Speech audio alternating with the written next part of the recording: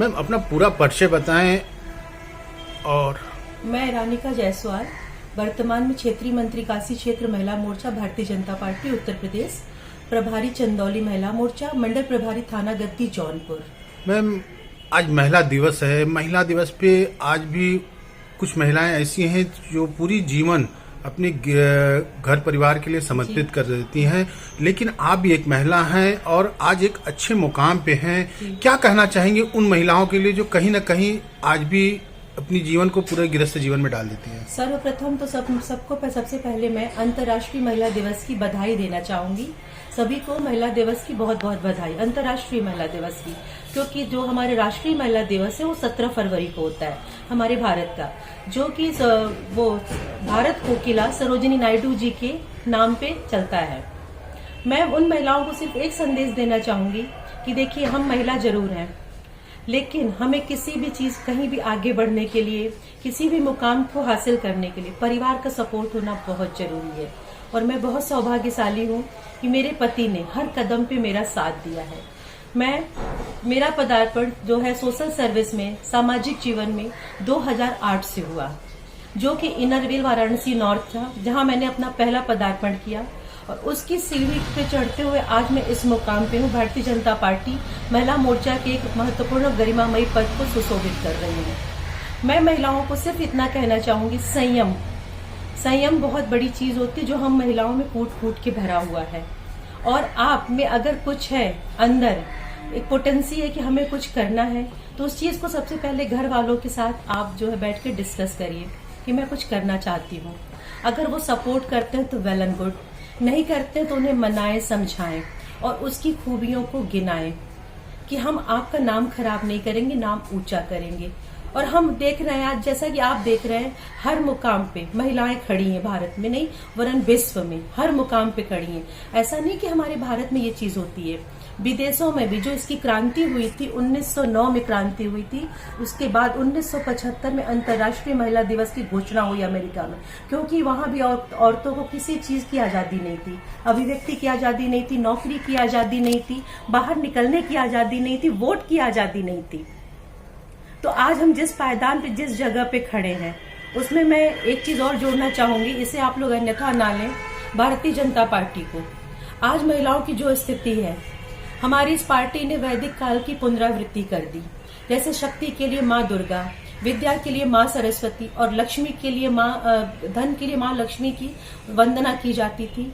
तो आप देखिए, महिला आज जो भारत सरकार है उसमें केंद्र में महिलाओं की भागीदारी कितनी है, जबकि आज तक किसी सरकार में केंद्र में महिलाओं की इतनी भागीदारी कभी नहीं हुई थी।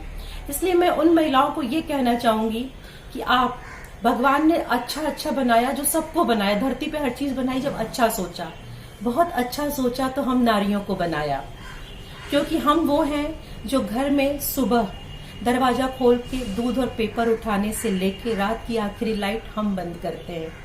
घर में अगर कोई भी आता है, रिश्तेदार, पुरुष, बच्चे, तो कभी ये नहीं पूछते पापा कहाँ है, भैया कहाँ है, कौन कहाँ है। सबसे पहला क्वेश्चन होता है मम्मी कहाँ है। और मेरा अपना बेटा एक बात कहता है, घर में अगर कोई चीज नहीं मिलती है तो वो कहता है अगर मम्मी को नहीं मिली तो पक्का खो गया है। जब तक मम्मी ने नहीं ढूंढा वो चीज घर में है। तो हर कोई आपकी अहमियत समझता है, बस वक्त है आपको अपनी अहमियत समझने की और अपने को साबित करने की।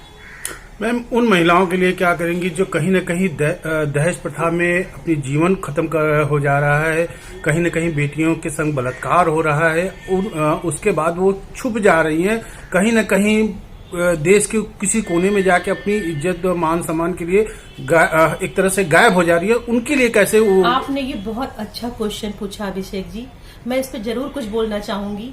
मेरा सिर्फ एक चीज कहना है कि क्या सिर्फ प्यार आपको पति करता है? सिर्फ उस घर में गई, आपका इतना ही मान सम्मान था कि आप वहां पे प्रताड़ित हो रही तो आत्महत्या कर लें?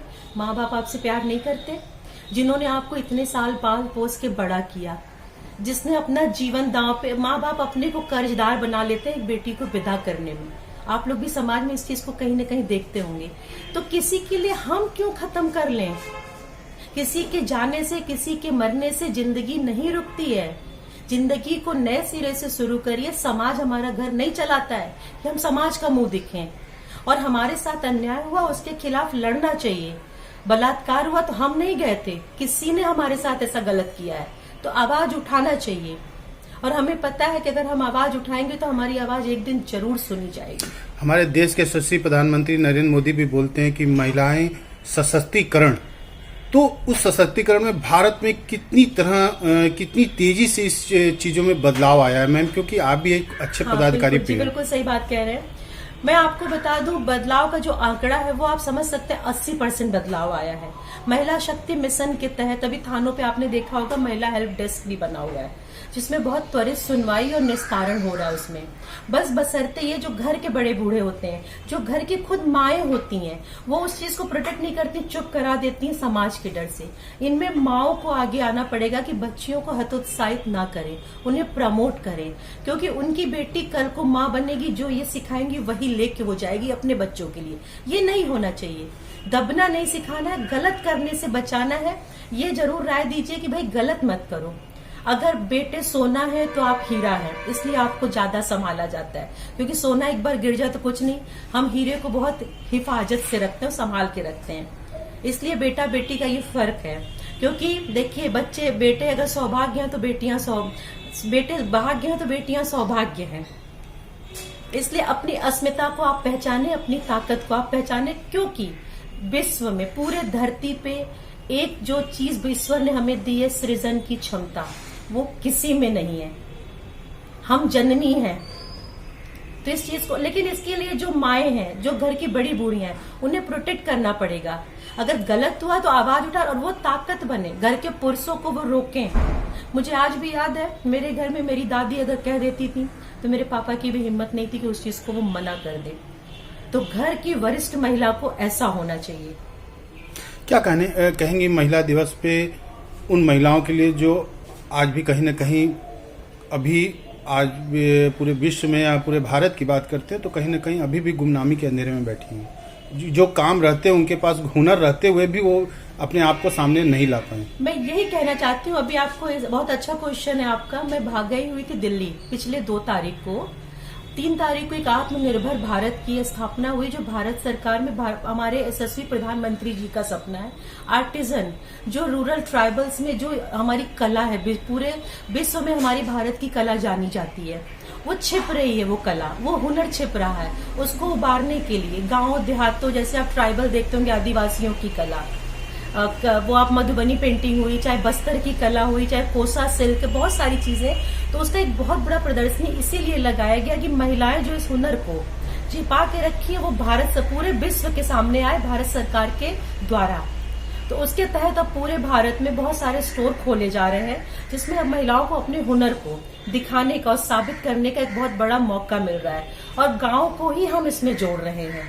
महिला दिवस पे आप अपने परिवार से आपने कुछ ऐसे महिलाओं का बताइए जिसके नाम से आपके आंख में आंसू भी आ गए, तो क्या किसको मिस कर रही हैं आप? मैं ऐसा मिस तो नहीं, क्योंकि मैं बहुत भाग्यशाली हूँ कि मैं जिस घर की बेटी हूँ, बेटियों को, मतलब उस समय, मेरी उम्र आज 45 साल है, मैंने अपनी दादी के समय से देखा है कि महिलाओं की प्राथमिकता थी।